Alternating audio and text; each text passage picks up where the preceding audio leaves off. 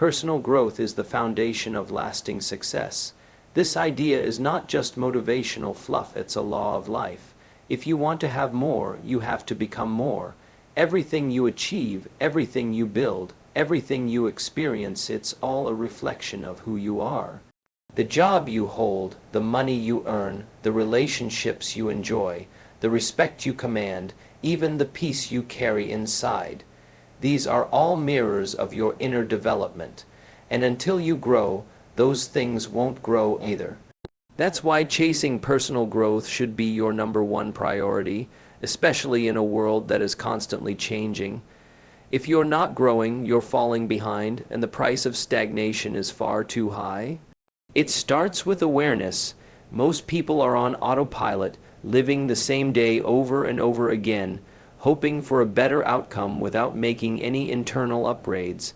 But success doesn't respond to hope. It responds to preparation, and preparation begins with awareness, becoming deeply honest about who you are, what you're lacking, where you've been lazy, where you've been reactive instead of intentional. Once you recognize where you need to grow, you can start moving with purpose. Growth isn't accidental, it's strategic. And when you talk about personal growth, you're not just talking about acquiring information. You're talking about transformation. It's not enough to know something. You've got to become something. Reading books is great. Listening to lectures is valuable. But unless the knowledge translates into character, action, and discipline, it's just noise. Real growth is measured not by what you know, but by what you do with what you know.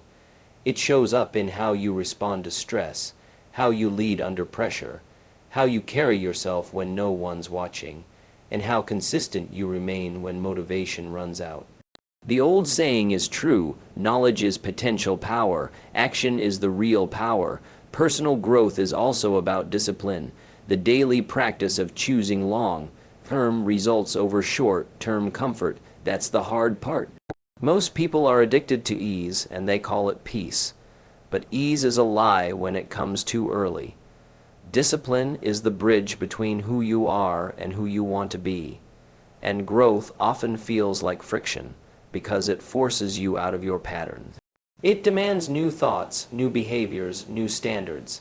If your current habits could have produced your dream life, they already would have, so you must evolve. One of the best places to start is your morning. The way you start your day determines how you carry yourself through it. So many people roll out of bed and immediately scroll, react, complain, rush, and then they wonder why their life feels chaotic. But imagine if you gave yourself the first hour of the day just for time to read, time to write, time to think, time to stretch, time to plan. That 1 hour can set the tone for the next 23.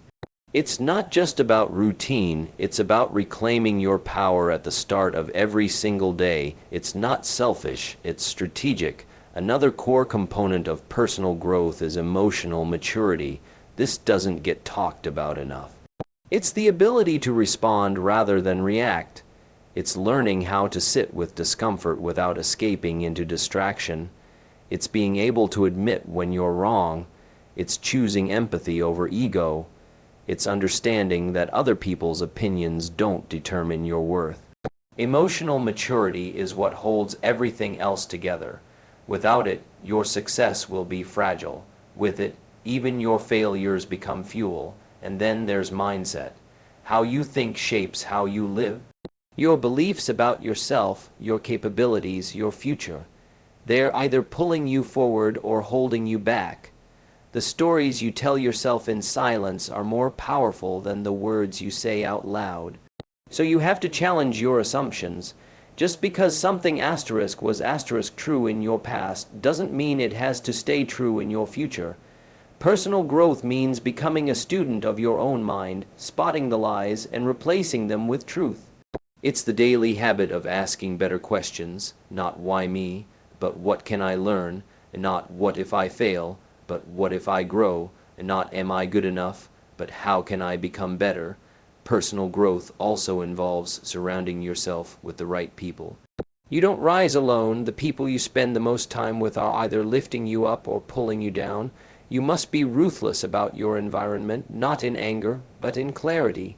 If you want to grow, you have to be in places where growth is normal, where ambition is celebrated, where laziness is uncomfortable, where excuses are challenged, not coddled. Sometimes your circle is the ceiling. And if you want to break through it, you need to be around people who have already done what you're trying to do. Another area people overlook in their personal development is their relationship with time. Most people treat time casually, and then they wonder why their life feels out of control. But time is life. How you spend your time is how you spend your life. Growth means becoming more intentional with your minutes. It means saying no more often. It means scheduling your priorities instead of prioritizing your schedule. It means cutting the fat from your calendar and building your day around your values, not just your obligations. The person who masters time masters results. Growth is also spiritual. It doesn't matter what your belief system is. You need a source of strength beyond yourself. Call it God, call it peace, call it clarity, but you need it. Because there will be days when you don't feel like moving forward, when everything feels heavy, when results are delayed and motivation runs dry. And in those moments, you need something deeper to lean on. A foundation that isn't shaken by circumstances. A purpose that keeps you anchored when everything else is uncertain. Personal growth without purpose turns into selfishness, but growth aligned with purpose becomes service. You grow so you can give, you build so you can bless. Personal development also requires feedback. You can't grow in isolation. You need mirrors, people who will tell you the truth, not just what you want to hear. It might sting, but it's how you improve. Pride resists feedback. Growth welcomes it. And when you start to embrace correction, you accelerate your transformation, because feedback reveals your blind spots. And once you see them, you can fix them. One of the most powerful truths about growth is this. The greatest investment you can make is in yourself. Not just in what you wear or drive, but in your mind, your skills, your health, your relationships. When you get better, everything gets better. When you become wiser, decisions become easier. When you become stronger, problems become smaller. When you become more valuable, compensation increases. You are the root and your life is the fruit. If the fruit is rotten, don't curse the fruit. Nourish the root, and that root is you. Health is your first wealth. Protect it with daily habits. Without it, nothing else matters. You can have the money, the status, the recognition, the opportunities, but if your energy is low, if your body is breaking down, if your mind is foggy from exhaustion or poor nutrition, everything else loses its color. Your ability to perform, to lead, to serve, to create, to think. All of it depends on your physical and mental state. And yet, health is often the first area people neglect when life gets busy, as if the body will just carry them indefinitely without maintenance, without care, without deliberate attention. But your body is not a machine you can run into the ground and simply replace. It's a living system that needs respect, consistency, and investment. We live in a world that glorifies hustle and speed, and while productivity has its place, it should never come at the cost of your well-being. The person who burns out chasing success has missed the point entirely. The goal isn't just to go far, it's to go far and stay strong while doing it. Your energy is your fuel, and without it, even the best ideas die on the table. That's why daily habits are not optional. They are foundational. You cannot outsource your push-ups, your meals, your sleep, or your rest. You must take responsibility for them yourself. Start with sleep. It's not a luxury, it's a weapon. Your body restores, repairs, and recalibrates itself while you rest. Your mind organizes information, your muscles recover, your hormones regulate. Yet millions of people treat sleep like an afterthought, sacrificing hours for late night scrolling or binge watching, and then wonder why they wake up groggy, moody, and drained. If you're not protecting your sleep, you're sabotaging your performance. Getting consistent, quality rest is one of the simplest and most powerful things you can do to improve your clarity, decision making, and emotional control. Then there's movement. The human body was built to move, not to sit for 10 hours a day hunched over a screen. Movement doesn't have to mean intense workouts or lifting heavy weights, though it can if that's your goal. It can be walking, stretching, cycling, swimming, dancing, or even a daily run. But it must be consistent. When you move your body, you release tension, stimulate blood flow, and sharpen your focus. You boost your mood, enhance your digestion, and improve your posture. Energy creates energy, and often the days you feel the most tired are the days you need movement the most. What you eat is also a major factor. Your food is not just about calories, it's information. It tells your body what to do, how to feel, and how to function. Processed sugar, refined carbs, and junk food may give you short-term pleasure, but they take a long-term toll on your system. They drain your energy, weaken your immune system, cloud your thinking, and make you more vulnerable to disease. On the other hand, nourishing your body with whole, real foods, fruits, vegetables, healthy fats, proteins, and complex carbs, gives your system the fuel it was designed for. Eating clean doesn't mean eating bland. It means eating with intention. It means asking, will this fuel me or fatigue me? Hydration is often overlooked, yet it's one of the easiest wins. Your brain is 75% water. Your blood, your organs, your cells, all depend on proper hydration to function well. Dehydration, even mild, can lead to fatigue, headaches, reduced concentration, and mood swings. Start your day with water before anything else. Carry a bottle with you. Make hydration a habit, not an afterthought. It's a small discipline with a massive impact. Mental health is equally crucial. Your physical health and mental health are deeply connected.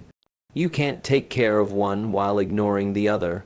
If your mind is cluttered, anxious, or overwhelmed, your body will feel the effects. That's why you must create space to breathe, to unplug, to reflect. Practices like journaling, meditation, deep breathing, or even a simple walk in nature can reset your mind in ways no screen or stimulant ever could. Peace doesn't always arrive, you have to create it. And while you may feel invincible in your youth, time has a way of humbling us all. You don't rise to the level of your ambition.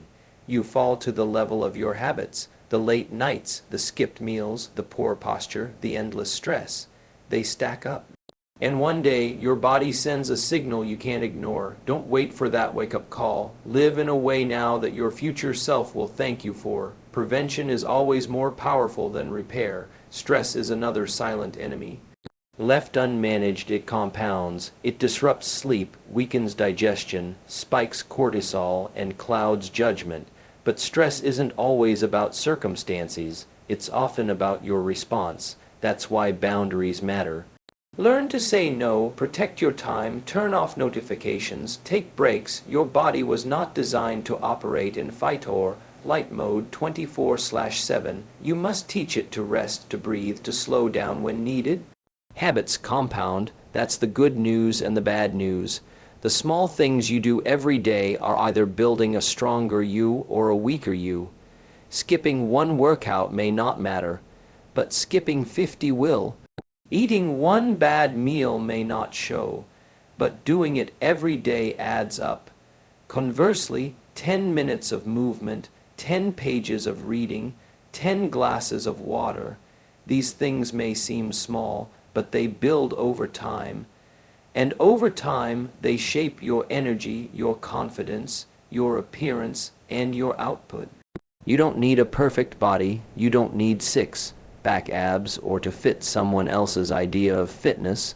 What you need is to feel strong, capable, and energized. You need to be able to carry out your responsibilities without pain or fatigue. You need to wake up with clarity, move without discomfort, focus without distraction, and sleep with ease. That's the real goal. Not aesthetics, but functionality. A body that serves you, not limits you. Health is also about self-respect.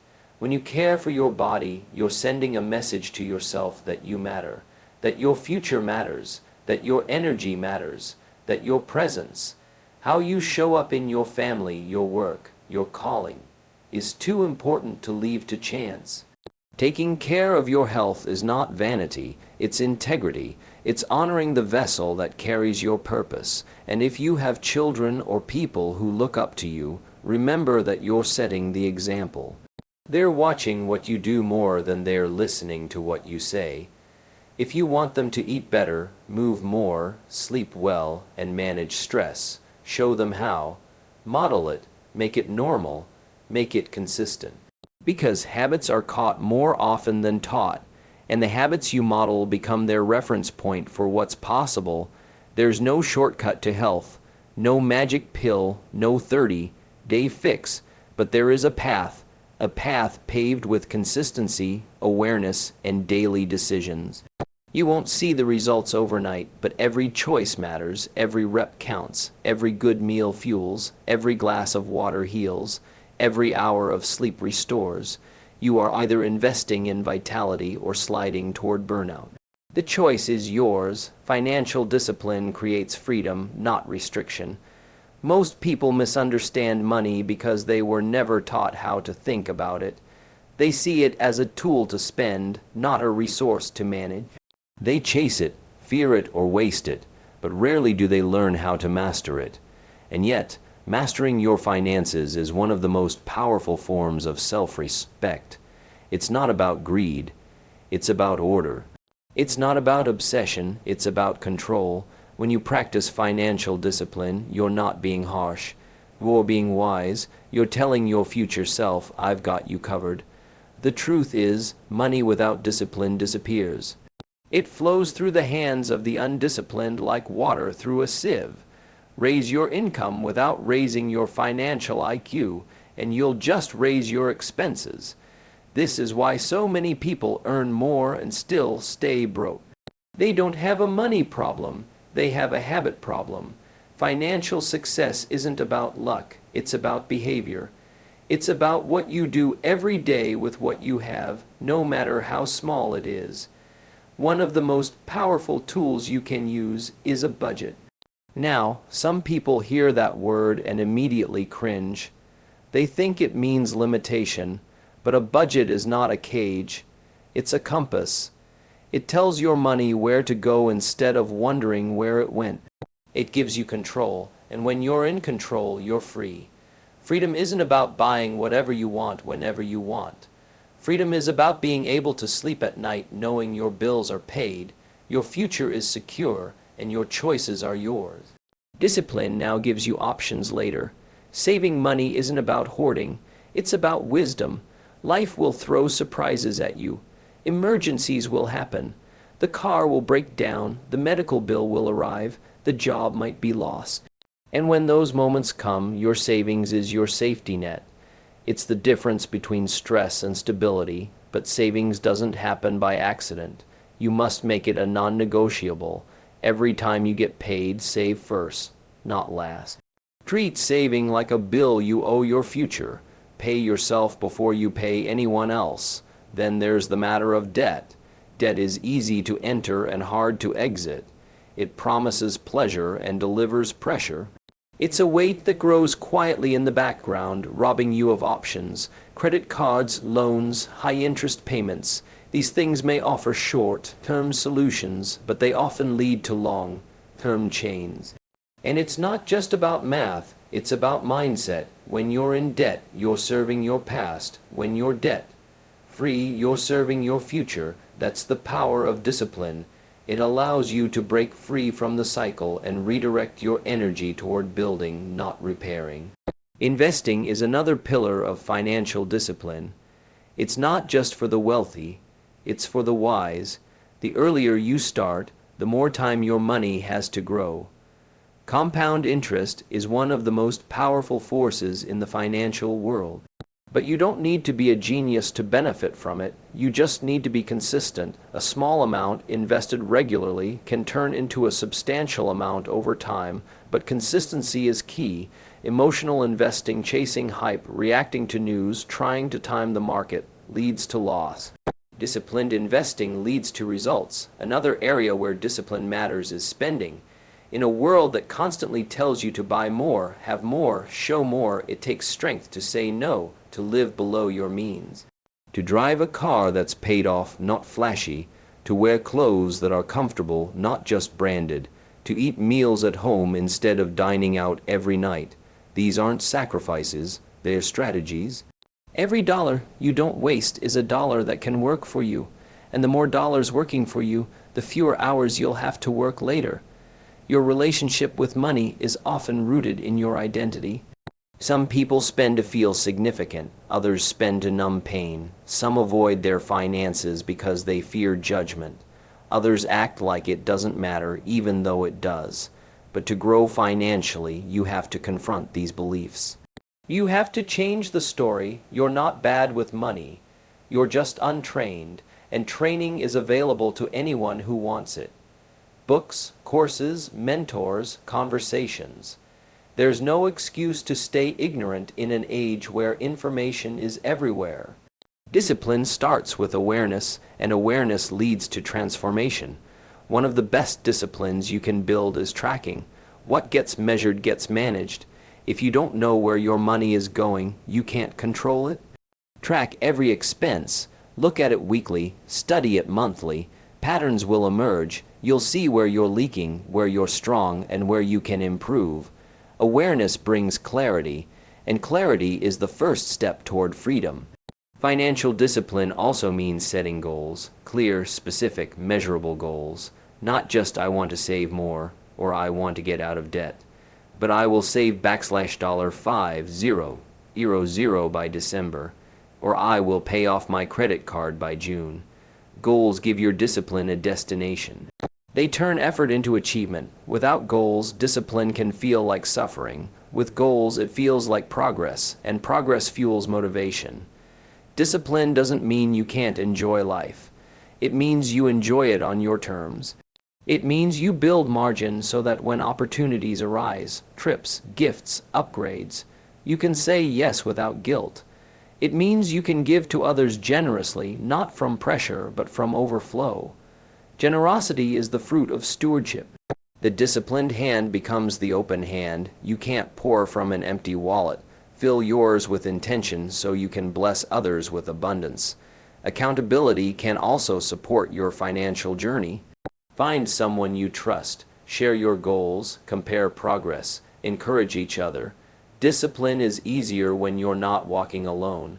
You don't need to compete. You need to grow together. Iron sharpens iron.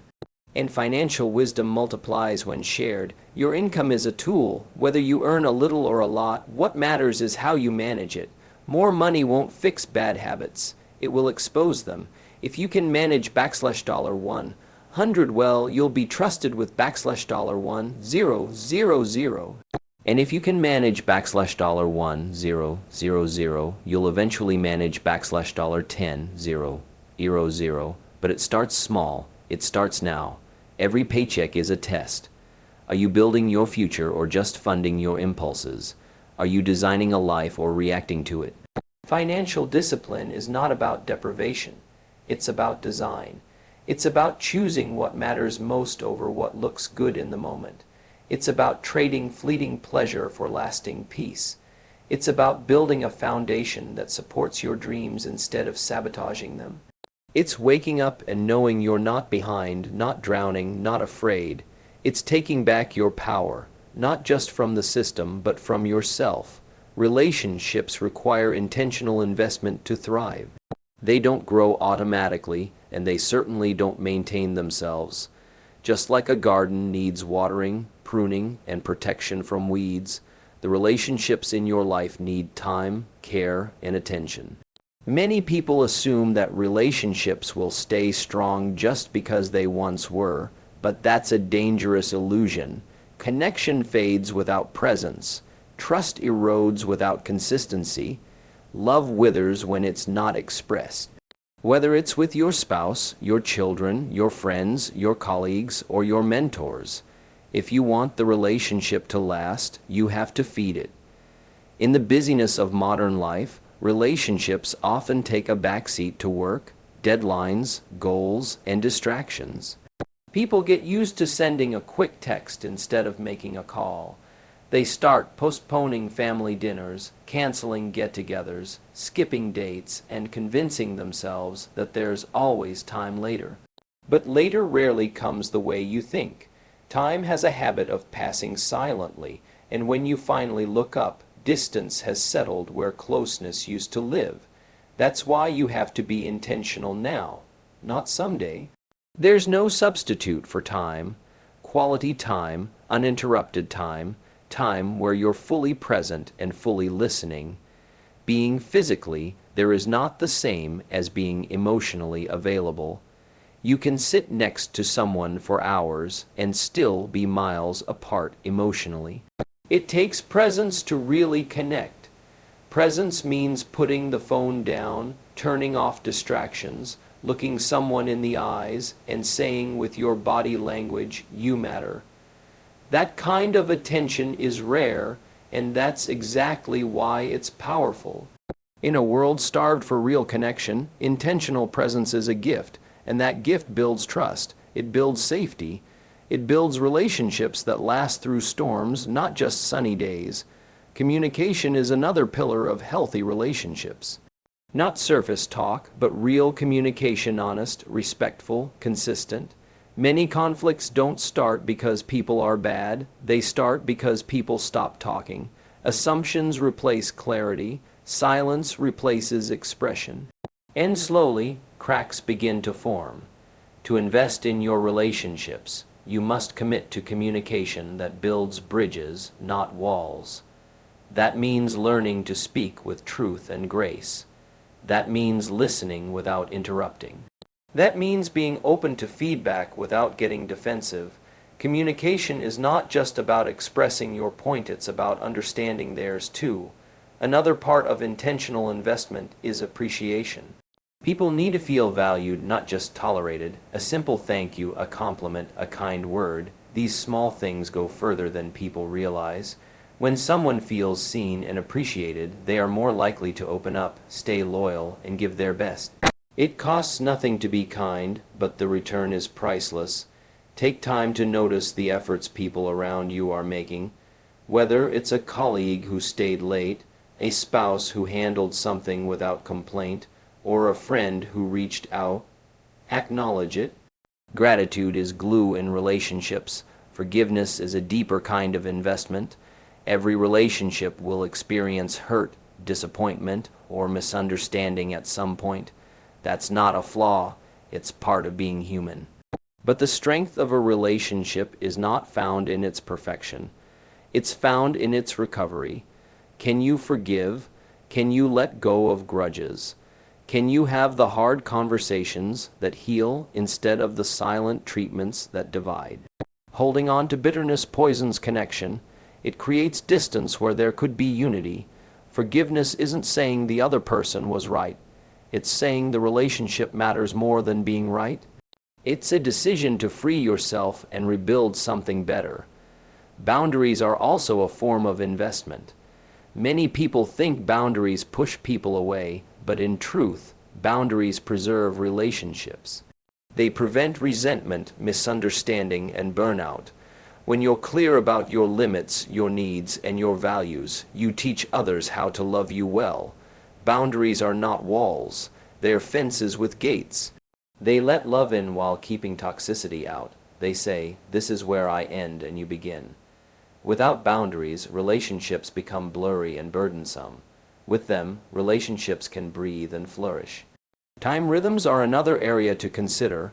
Relationships don't need constant attention, but they do need regular attention, a once. A year vacation won't make up for months of disconnection. Instead, build rhythms of connection into your routine. Maybe it's a weekly date night, a Sunday dinner, a morning check-in, a monthly catch-up call, or a quarterly getaway.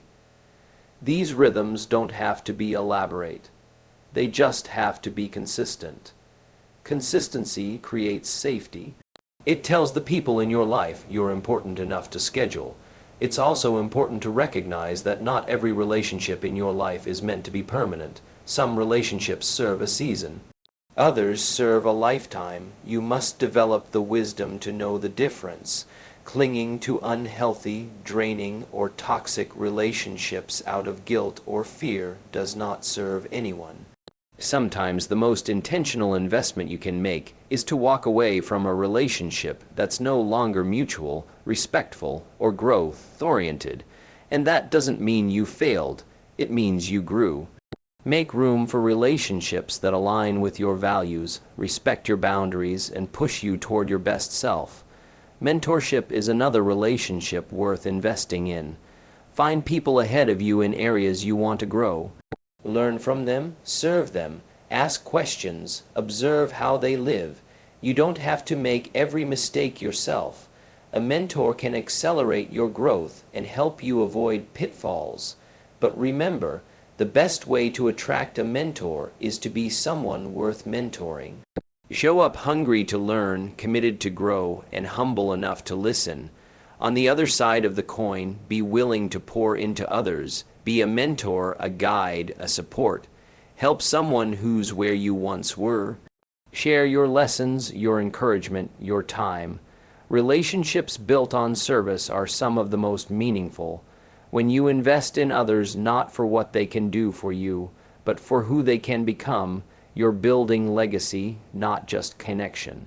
Don't underestimate the power of shared experiences. Going through something together, whether it's a project, a challenge, a hobby, or an adventure, builds bonds. It creates stories. It builds history. Relationships grow through shared effort and shared joy.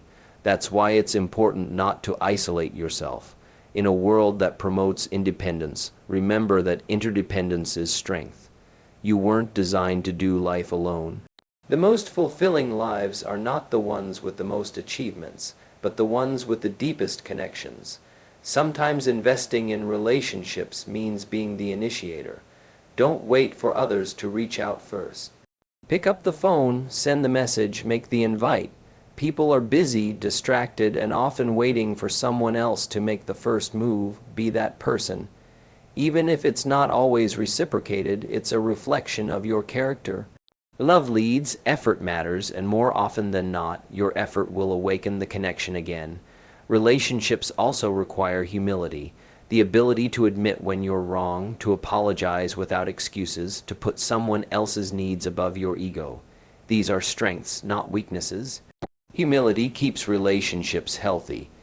It reminds us that people are not projects to fix but individuals to understand, that we're not always right, that sometimes the best way forward is not through argument but through listening. Humility creates space for grace, and grace is what allows people to feel safe being their full selves. Design your career path, don't drift through it. Too many people spend the majority of their adult life working jobs they never chose, climbing ladders they never leaned against the right wall, and chasing promotions that don't bring fulfillment. They wake up each day not because they're inspired, but because they have bills to pay. They live for weekends, dread Mondays, and count down the hours until the day ends. This cycle becomes their norm, and over time, they stop questioning it. But drifting is dangerous. You don't end up somewhere meaningful by accident. You end up there because you designed it with intention. Career is not just about survival. It's not just a paycheck. It's a platform for your gifts, a stage for your talents, a space to express your value. When you see it that way, you stop waiting for opportunity and start creating it. You stop saying, "I need a job," and start asking, "Where can I serve, grow, and lead?" That shift in perspective is where the path begins to change. It moves from reactive to proactive, from random to intentional. Clarity is the first step in designing your path. You have to ask the hard questions. What kind of work brings me alive? What problems do I feel called to solve? What environments bring out my best? What kind of team do I thrive in? What values do I refuse to compromise? If you don't ask these questions, the world will answer them for you, and you might not like the answer. Clarity creates alignment, and alignment leads to momentum. When your work aligns with who you are, energy increases, not depletes. Once you gain clarity, the next step is skill development. The marketplace does not respond to potential, it responds to value. And value is built through skill. The more valuable you become, the more options you have. If you want to earn more, lead more, or impact more, focus less on chasing titles and more on mastering your craft. Learn your industry, understand the trends, study the best, practice deliberately, skills compound over time. A little improvement each day makes you irreplaceable in the long run. Another part of career design is adaptability. The world is changing faster than ever. New industries are emerging, old ones are evolving, and technology is reshaping how we work. If you don't stay adaptable, you become outdated. Growth-minded professionals treat change as an invitation, not a threat. They keep learning, keep pivoting, keep expanding their toolbox. They don't wait until their job is at risk to upgrade their skills. They do it consistently because they understand that career security comes from versatility, not just loyalty. Mentorship is a key element in navigating your career with purpose. Find people who are where you want to be, learn from their journeys, ask questions, study how they think, how they lead, how they make decisions. A good mentor can save you years of trial and error, but mentorship is not about asking for handouts. It's about demonstrating your commitment to growth. The best mentors are drawn to people who are hungry, humble, and hardworking. Be that kind of person and doors will open. Networking is often misunderstood. It's not about collecting business cards or social media followers. It's about building real relationships. People do business with those they know, like, and trust. Your reputation is your resume. Every interaction is a seed. Plant them well, follow up, offer value, be curious about others, show up consistently. The connections you build today may lead to opportunities you can't even imagine yet. But that only happens if you're intentional. One of the traps in career is comfort. Once people reach a certain level of stability, they stop stretching. But the most dangerous place to settle is in good enough. Good enough leads to stagnation. Growth lives just outside of comfort. The best professionals are always refining, always reaching, always asking what's next. Not from discontent, but from desire to maximize their potential. Desire to contribute at a higher level, desire to keep evolving. Don't let a steady paycheck silence your purpose. Don't let familiarity replace fulfillment. Setting career goals gives your effort direction. Without goals, you're busy but not productive. You work hard but go nowhere. Goals help you track progress. They give you something to aim at. Whether it's launching a side business, learning a new software, earning a promotion, or transitioning industries, make it specific. Put timelines on it, break it into milestones, review it often. Your goals are your compass in the chaos. They keep you anchored when things feel uncertain. Resilience is another essential ingredient. No career path is smooth. You'll face rejection, failure, burnout, and doubt. What matters is not whether you fall, but whether you get back up better. Learn from every setback. Turn losses into lessons. Build emotional strength so you don't crumble under pressure. The higher you go, the more challenges you'll face. Your ability to handle them with grace determines how far you'll rise. Resilience turns pressure into power. It transforms obstacles into stepping stones. Creating margin is often overlooked in career design. Success is not about working yourself to exhaustion. It's about working smart and living well. Build boundaries into your schedule. Protect your time, make space for rest, creativity, and reflection. A burned-out professional is not a hyper, forming one. Your career should fuel your life, not consume it. Design your days with intention. Don't confuse busy with effective. Focus on high-impact activities, not just task lists. Feedback is a growth tool. Seek it, don't fear it. Ask your peers, your leaders, your clients, what am I doing well? Where can I improve? What's one thing you'd like to see me change? Feedback shows you your blind spots. It gives you an outside perspective, and it builds self-awareness, which is critical for long-term growth. Don't take it personally, take it seriously. The more coachable you are, the more promotable you become. Leadership is not a title, it's a mindset. No matter your position, you can lead. Lead with your work ethic. Lead with your attitude. Lead by taking initiative. Leaders don't wait to be asked. They act, they solve problems, they build others up, they think beyond themselves, and eventually leadership gets noticed.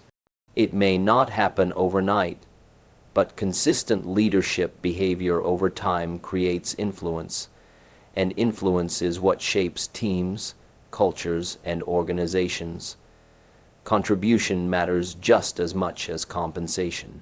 Ask yourself not just what you can get asterisk from your work, but what you can give asterisk through your work. Contribution creates meaning. It brings fulfillment that money can't buy. When you know your work makes a difference, motivation becomes internal. You no longer need constant rewards because the work itself becomes rewarding. That's the kind of mindset that creates sustainable success. Don't wait for permission to grow. Take ownership. Own your path. Own your development. Own your mistakes. Own your wins. No one is coming to save your career. That's your job. You can have mentors, coaches, and supporters, but the work is yours, the decisions are yours, the habits are yours. That's not a burden. It's a blessing, because if it's yours, then you can change it. If it's yours, then you can design it. If it's yours, then you can lead it wherever you choose to go. Contribution and joy complete the success equation. You can have all the money in the world, the status, the awards, the admiration. But if your life lacks meaning and fulfillment, you'll still feel an emptiness at the end of the day. Success is not just about accumulation, it's about significance. It's not just about what you get, it's about what you become and what you give. When you reach a certain level of accomplishment, the next level isn't about more, it's about deeper. Deeper satisfaction, deeper purpose, deeper joy, and that depth is found not in taking but in contributing, in giving your time, your energy, your wisdom, your heart. When you start to live beyond yourself, life begins to expand in ways that mere success never could. You see, there comes a time in everyone's journey when the applause fades, the novelty wears off, and you begin to ask yourself, what now? That's when contribution enters the conversation. You start to notice the needs around you, the problems that keep people stuck, the pain that doesn't make the headlines but exists in the eyes of those you pass. And suddenly your perspective shifts from how can I win to how can I help. It's a subtle change, but it alters everything. Your goals become bigger than your ego. Your time becomes more intentional. Your influence becomes more powerful. Not because you're louder, but because you're useful. Contribution is usefulness on purpose. It could be mentoring someone just starting out in your field. It could be volunteering your expertise to a nonprofit. It could be creating a solution to a problem that people ignore. It could be showing up for your family in a deeper, more present way.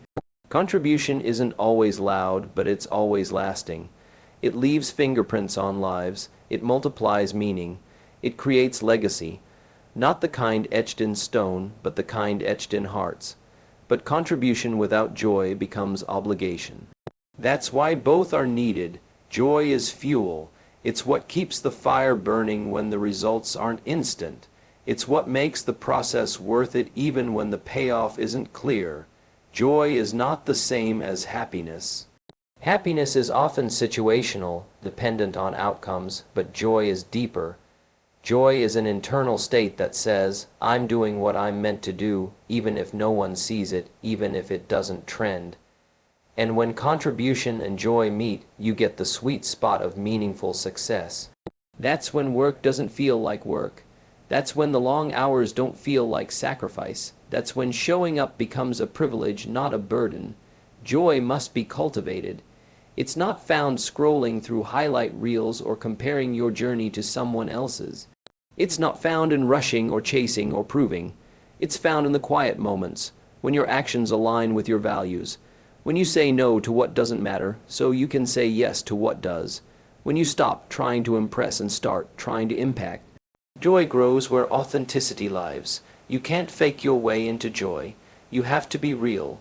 You have to be honest with yourself about what lights you up, what drains you, what you're settling for, and what you're built for. Contribution is the antidote to selfish ambition. Joy is the antidote to burnout.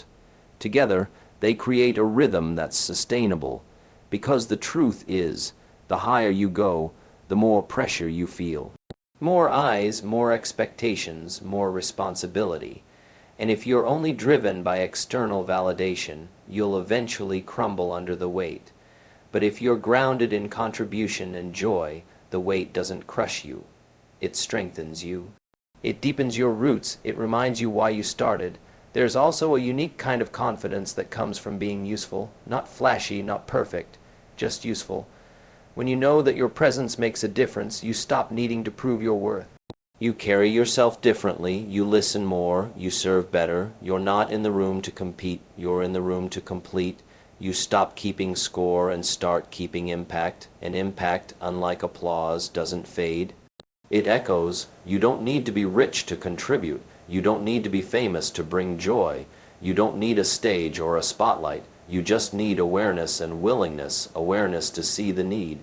Willingness to show up. It starts small, a word of encouragement, a shared lesson, a generous gesture. But small things done consistently have a big impact. And the more you contribute, the more fulfilled you feel. Not because you're giving away your energy, but because you're aligning with your purpose. And don't mistake joy for comfort. Sometimes the most joyful paths are also the most challenging. They require discipline, sacrifice, courage, but that challenge is what makes it meaningful. When you push through the hard days for something bigger than yourself, that's where joy is born. Joy isn't the absence of struggle, it's the presence of meaning in the middle of it. And meaning doesn't come from ease, it comes from knowing your efforts matter. The danger in today's world is becoming so self-focused that we lose sight of the bigger picture. We start thinking the purpose of life is to accumulate instead of contribute. We chase more without asking why, but you were not designed to simply consume. You were designed to create, to serve, to lift, to build, to love, and when you embrace that, life starts to make sense again. You find a kind of joy that's unshakable because it's not based on what you have, it's based on who you are becoming. And the beautiful thing is, the more you give, the more you grow. The more you pour into others, the more you're filled. Contribution doesn't empty you, it expands you. It stretches your character, sharpens your skills, widens your heart, and joy becomes your strength. It becomes your compass. It tells you when you're on the right track. It reminds you that success isn't a destination. It's a way of living, a way of showing up, a way of serving. When you live for more than yourself, you start to rise, and when you rise, you lift others with you. That's the quiet power of contribution. That's the inner glow of joy.